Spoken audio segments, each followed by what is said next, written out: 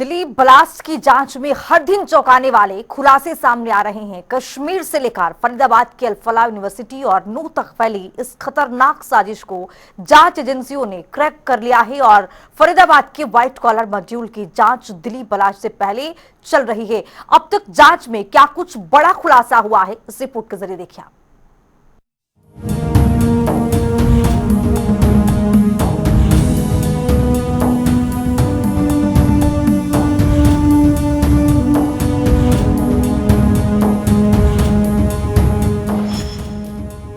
बेहद खतरनाक थी व्हाइट कॉलर टेरर मॉड्यूल की प्लानिंग। जांच एजेंसियों ने क्रैक की दिल्ली ब्लास्ट की साजिश।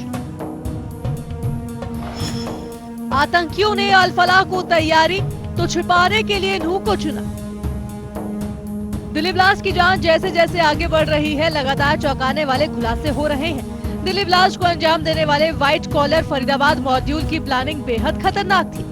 जांच एजेंसियों ने कश्मीर से लेकर अल-फलाह यूनिवर्सिटी और नूह के रास्ते दिल्ली में किए गए ब्लास्ट की पूरी साजिश क्रैक की है। फरीदाबाद मॉड्यूल के संपर्क में आए 1000 से ज्यादा लोगों से पूछताछ के बाद नेशनल इन्वेस्टिगेशन एजेंसी को चौंकाने वाली जानकारी मिली। जांच में पता चला कि डॉक्टरों को जोड़ने का प्लान इस मॉड्यूल के गठन के दौरान ही तय हो गया था। क्या था फरीदाबाद मॉड्यूल का खतरनाक plan? Serial IED blast. 2900 kilo ammonium nitrate से 200 आईईडी तैयार करने थे। इसके बाद दिल्ली एनसीआर में सीरियल ब्लास्ट प्लान किए थे। दिल्ली एनसीआर में 26/11 जैसा हमला किया जाना था। Suicide bombing attack. Suicide bomber बनाकर फिदायनी हमला करवाया जाना था। लगातार गिरफ्तारियों के बाद उमर ने हड़बड़ी में किया blast. Hamas style drone attack. Drone में विस्फोटक फिट करके अटैक करने का था प्लान। जासीर बिलाल वानी को मास्टर ट्रेनर तैयार किया जाना था, जो आगे दूसरे सदस्यों को ट्रेनिंग देने की जिम्मेदारी संभालता। 32 वाहनों में कार बम प्लान। नई या सेकंड हैंड 32 कारों की फ्लीट तैयार करनी थी। इन कारों में आईईडी फिट करके अटैक किया जाना था। इस प्लानिंग के तहत 4 कारें खरीद भी ली गई थी। डॉक्टरों की डायरी को डिकोड करने पर मिली जानकारी। दिल्ली ब्लास्ट की जांच के दौरान जांच एजेंसियां अब तक सैकड़ों लोगों से पूछताछ कर चुकी है, जिसके बाद तार जोड़कर चेन बनाई गई तो पता चला कि फरीदाबाद मॉड्यूल को सुसाइड बॉम्बर से लेकर ड्रोन और लोन वुल्फ अटैक करने की जिम्मेदारी दी गई थी। इस मॉड्यूल को कश्मीर में खड़ा किया गया और धौज स्थित अल-फलाह यूनिवर्सिटी कैंपस को अपना प्लानिंग सेंटर बनाया गया। कैसे पकड़ा गया फरीदाबाद में आतंकी मॉड्यूल?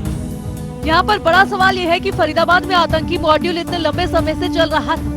इसकी प्लानिंग कश्मीर में हुई थी, तो आखिरकार फरीदाबाद की अल-फलाह यूनिवर्सिटी तक जांच एजेंसियां कैसे पहुंची और इस पूरे मामले में खुलासा कैसे हुआ?